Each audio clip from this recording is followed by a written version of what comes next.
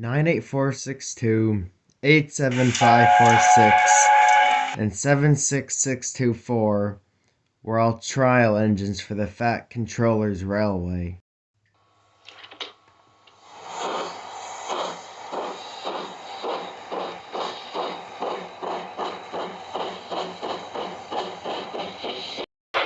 The other engines found them rude and unbearable.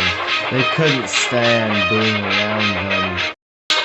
They were always awkwardly condescending towards the other engines.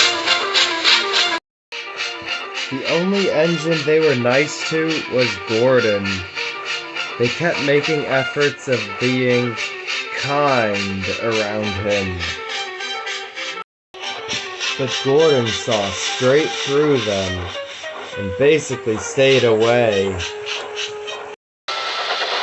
But the most selfish, insufferable of the trio was 76624. He was selfish and greedy, and always wanted things his way, much to the annoyance of the other engines. But he didn't care. "My railway, my coal and water," he'd usually sneer at them.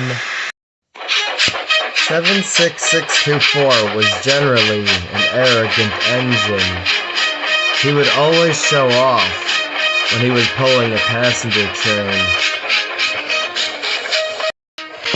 But his arrogance usually led him into trouble with the Fat Controller, and he'd always end up getting karma.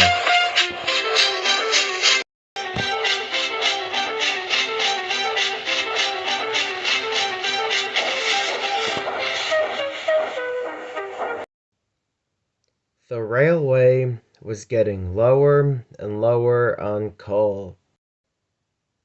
So Gordon and the bigger engines had to take on very small amounts of coal, much to their annoyance.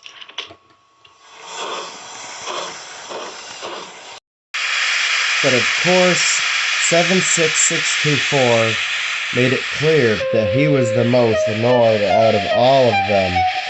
"I don't get it," he moaned one day. "I'm probably the most hard-working red engine on this railway, and yet I receive an insufficient amount of coal and not enough water.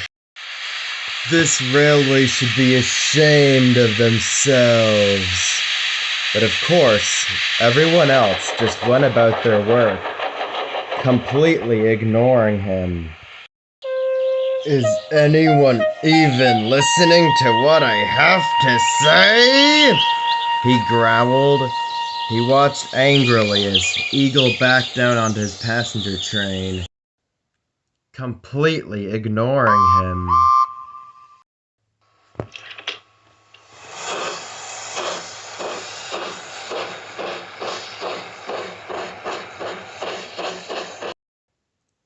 "76624 seethed with fury as the guard blew his whistle.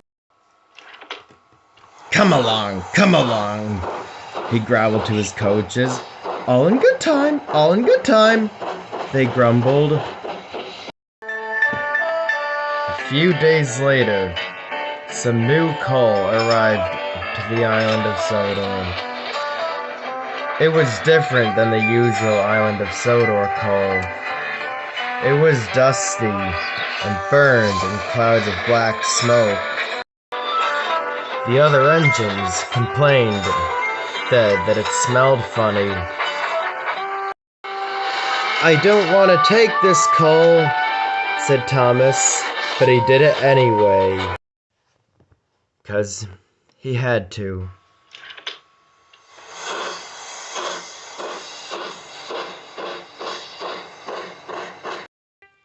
But the next morning, when Thomas went to fetch the coaches for another engine's train, he found them heavier than usual. His wheels slipped and his face turned red. Come on, panted Thomas.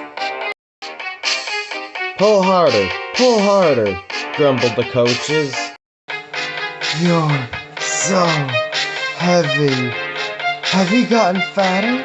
Asked Thomas cheekily. How dare you? Cried the coaches.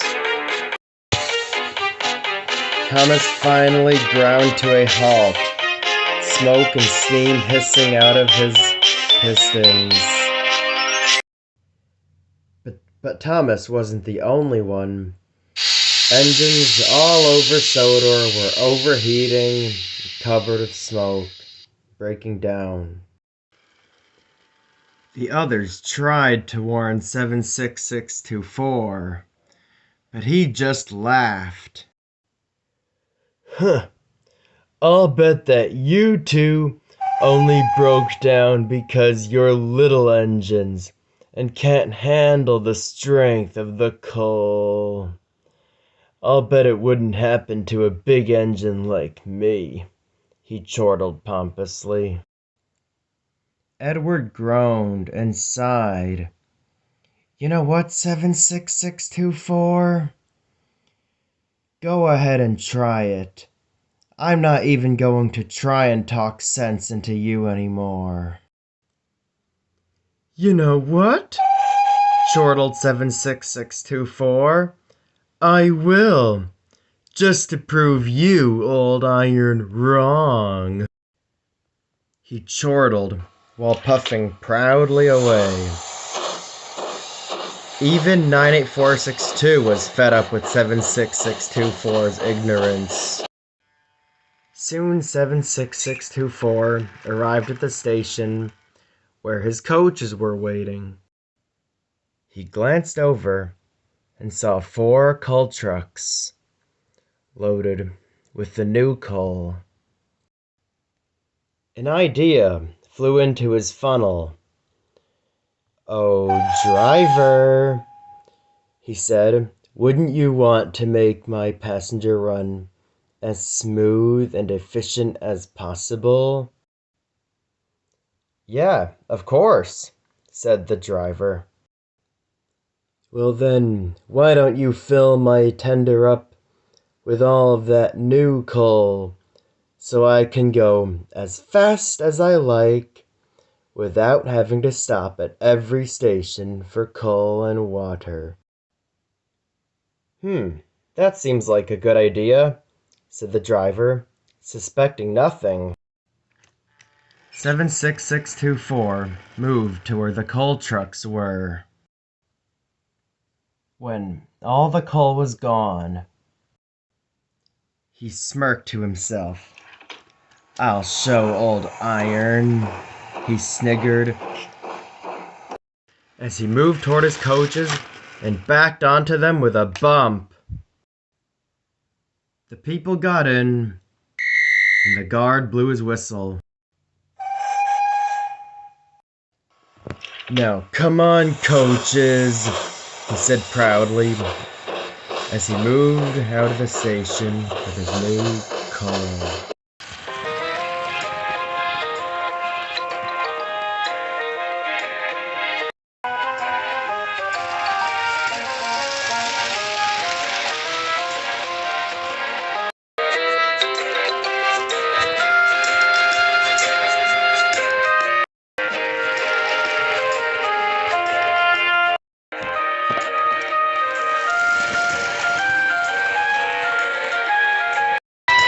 Suddenly, his pistons began to hurt him.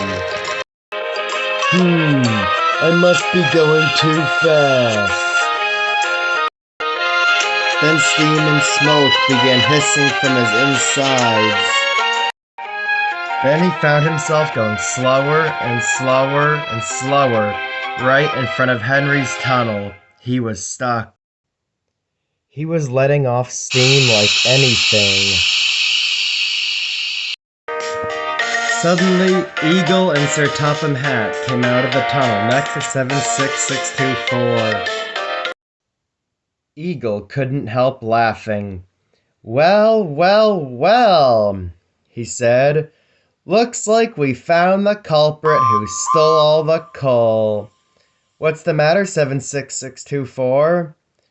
You look a little red. Then, out of the coaches, stepped Sir Topham Hatt. Well, 76624, I can't say that I'm proud of what you did because, well, I'm not. I'm actually quite disappointed in you. But I hope now you know that bad coal is bad coal, and it can affect steam engines, big and small. But what you did today was selfish, and greedy, and despicable. How could you take all the coal when you knew it was meant for all the engines? You ought to feel ashamed of yourself. Yes, sir, said 76624 solemnly. But I should be thanking you, because I needed a way to get rid of all that bad coal, since new good coal is on the way. So in a way, your greediness helped me. He turned around and spun on his heel, laughing. Then Eagle spoke up. It is alleged that you were greedy. Was it? I think I finally found a name for you, 76624. Alid Greedy. The coaches, and Eagle, and Sir Topham Hatt all laughed, while 76624 disappeared in a cloud of steam. The Alid Greedy incident was all the other engines in the shed could talk about. There was a whisper. Hey, Alid Greedy, do you want to take my special freight train? It's full of coal, so you can be as greedy as you'd like. All the engines laughed. Except for 98462 and 87546, who stood stiff as boards. Hopefully, after this incident, 76624 will be a less selfish engine and less greedy about coal.